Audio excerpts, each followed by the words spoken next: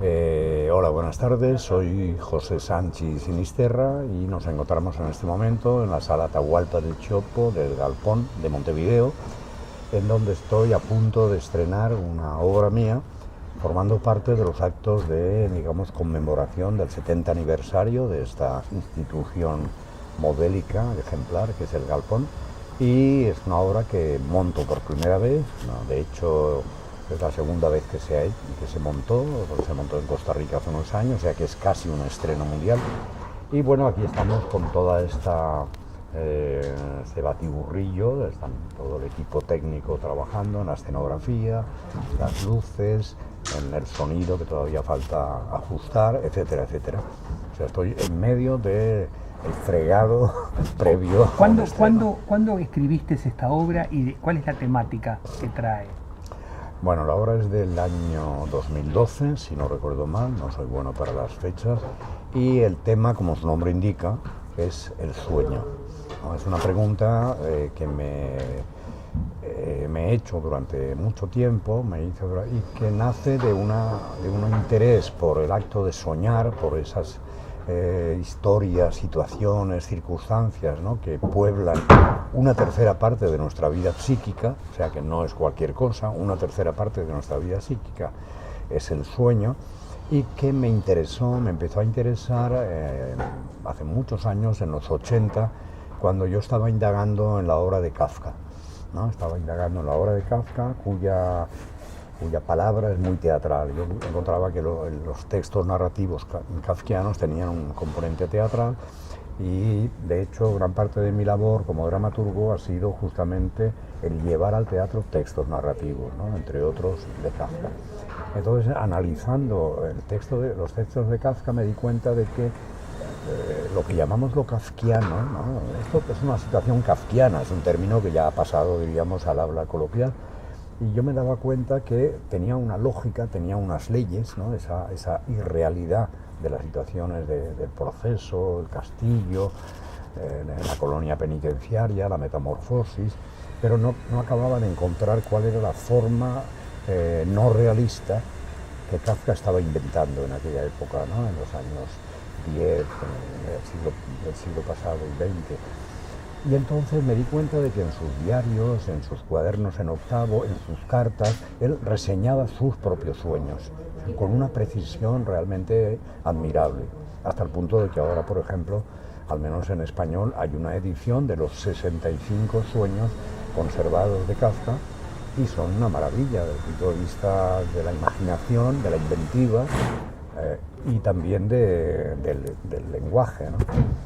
Bueno, para concluir, para no hacerlo largo, entendí o creí entender que eso que llamamos lo kafkiano le debe mucho a la lógica y lógica de los sueños, ¿no? Y entonces ahí empezó mi interés por los sueños. Paradójicamente yo no suelo recordar mis sueños, pero a lo largo de todos estos años, de estas décadas, a menudo he encontrado en escritores y artistas una especie de deuda con el sueño.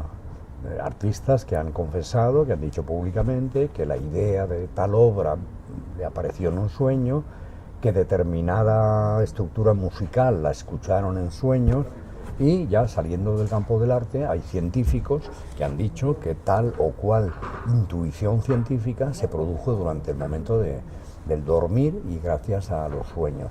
O sea que los sueños no son algo banal, ¿no?, para la mente humana, y desde luego no lo son con relación a la creatividad en todos los dominios, precisamente porque las leyes de la realidad son conculcadas en el sueño.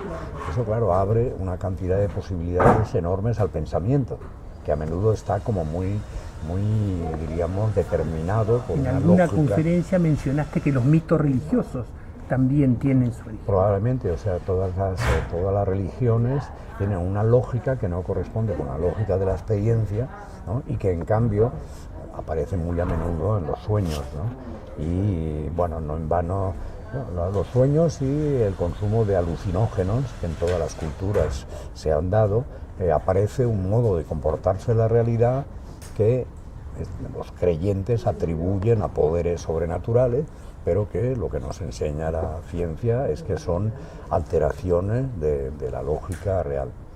En la previa me decías que estabas un poquito alejado del psicoanálisis, de la interpretación de los sueños freudianos del principio del siglo XX. ¿Hacia dónde has ido? Por una parte hacia los testimonios que tenemos de escritores, tanto creativos como filosóficos, ¿no?, que reivindican la importancia del sueño, como en los últimos años la neurociencia. La neurociencia está haciendo investigaciones, yo creo que muy sólidas.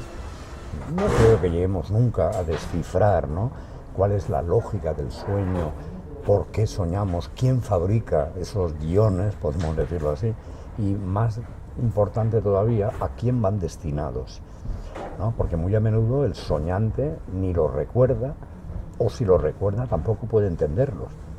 Muy a menudo se dan circunstancias que atribuyen al sueño un poder profético.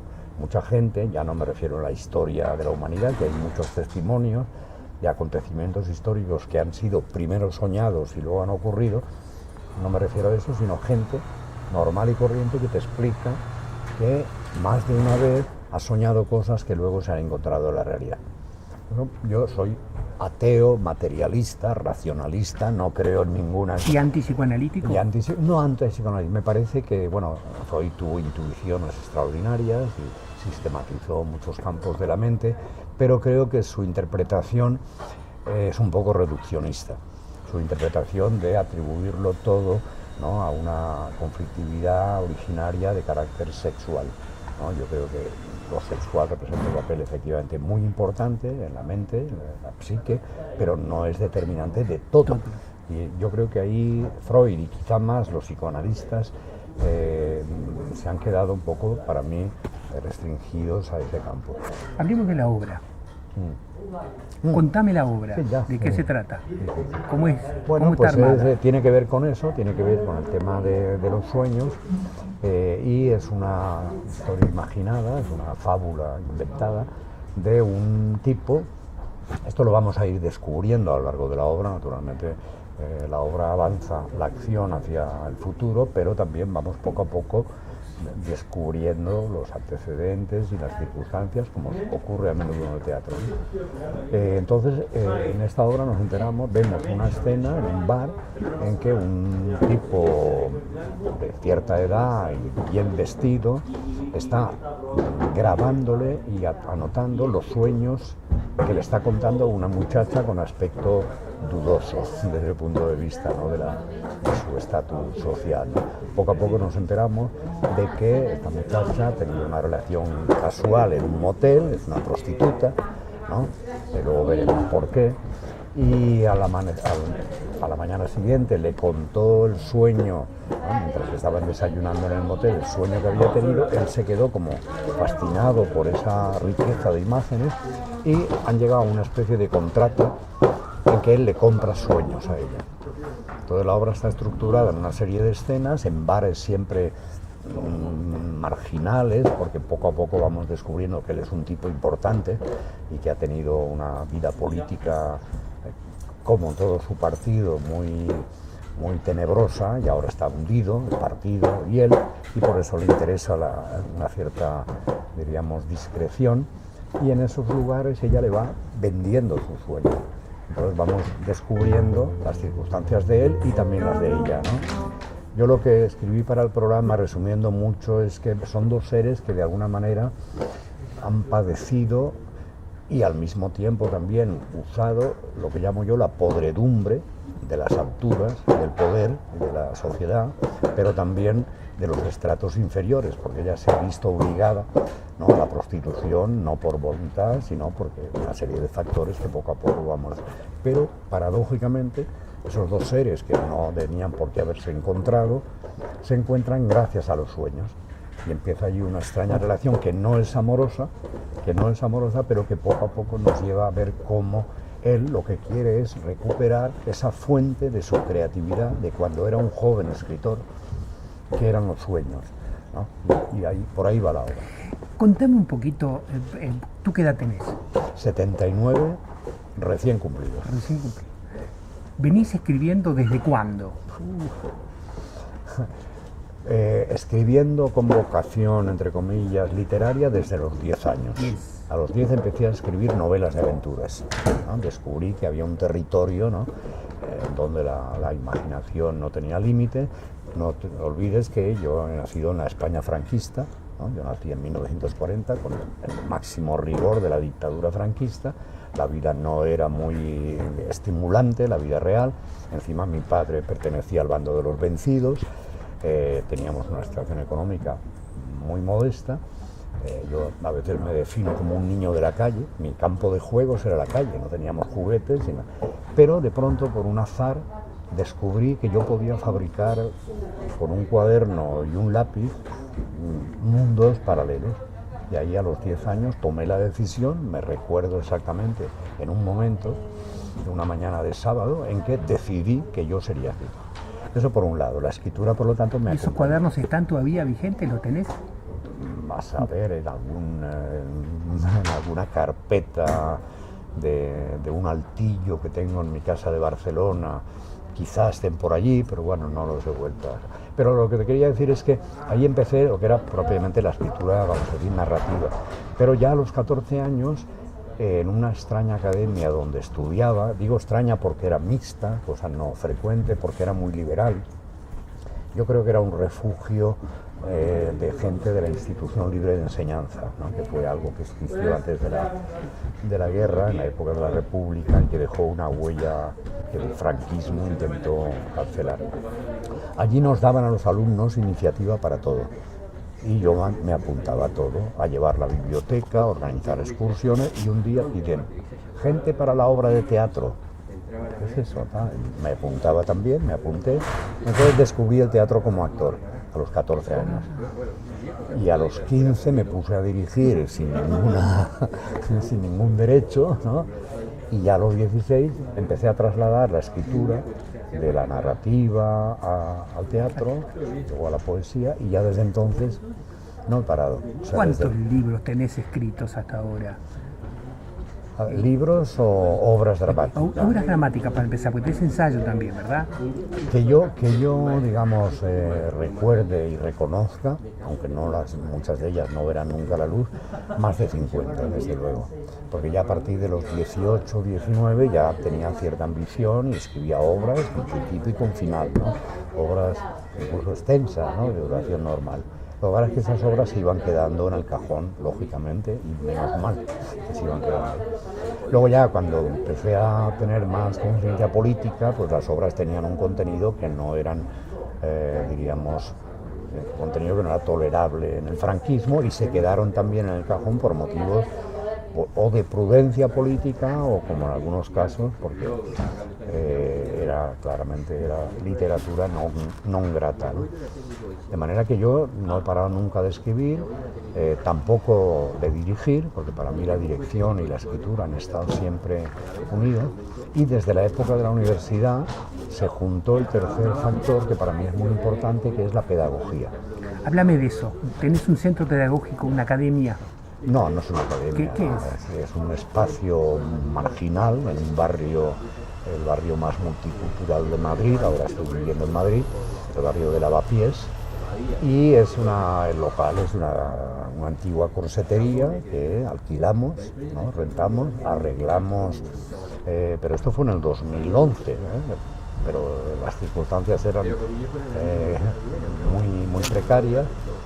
Y allí lo que hacemos es un trabajo de investigación, de laboratorios, yo hago talleres, invitamos también a otros autores y autoras a que den talleres, lecturas de textos de jóvenes autores y autoras que están empezando, bueno, un montón de actividades, pero no es un teatro. No es un teatro, no tenemos ni permiso ni condiciones, ¿no?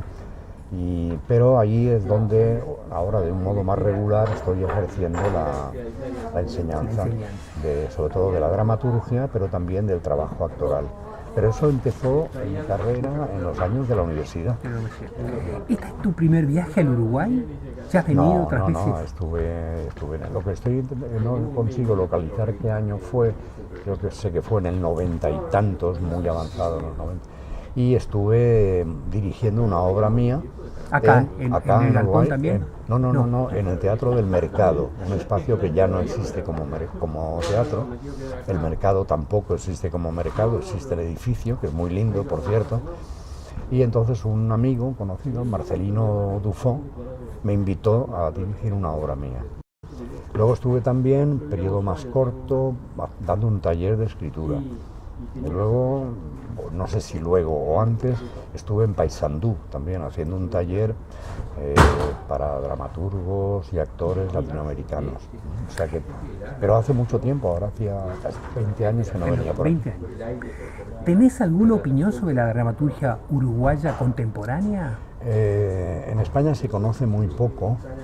Y yo también, yo conozco un poco el trabajo de algunos de los nuevos autores, como Sergio Blanco, Cristóbal Calderón y tal, pero no puedo decir que a Sanguinetti también lo conozco un poco, pero no puedo decir que...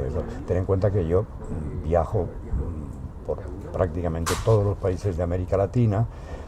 Hay muchos latinoamericanos que vienen a Madrid a venir a trabajar a mis talleres, y entonces recibo una enorme cantidad de textos que en la medida de lo posible debo leer y comentar. Entonces llega un momento que ya no puedo...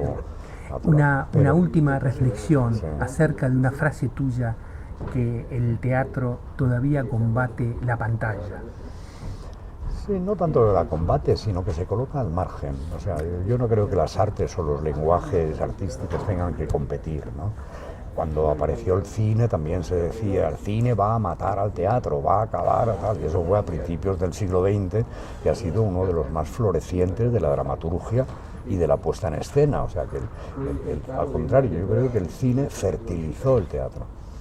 Cuando nació la televisión también se dijo, la gente se quedará en casa y no irá ni al cine ni al teatro. Al cine sí que lo ha perjudicado, pero yo creo que al teatro no, en absoluto. ¿Y estas pantallitas? Las pantallitas son un peligro. ¿Tú tenés una? No, tengo ordenador, computadora. No tengo celular por una cuestión de principios, de que quiero estar donde estoy. Y las pantallitas estas, los celulares y demás familia, que son, le llamo yo, maneras de no estar en ningún sitio. Porque no estás ni siquiera donde estás.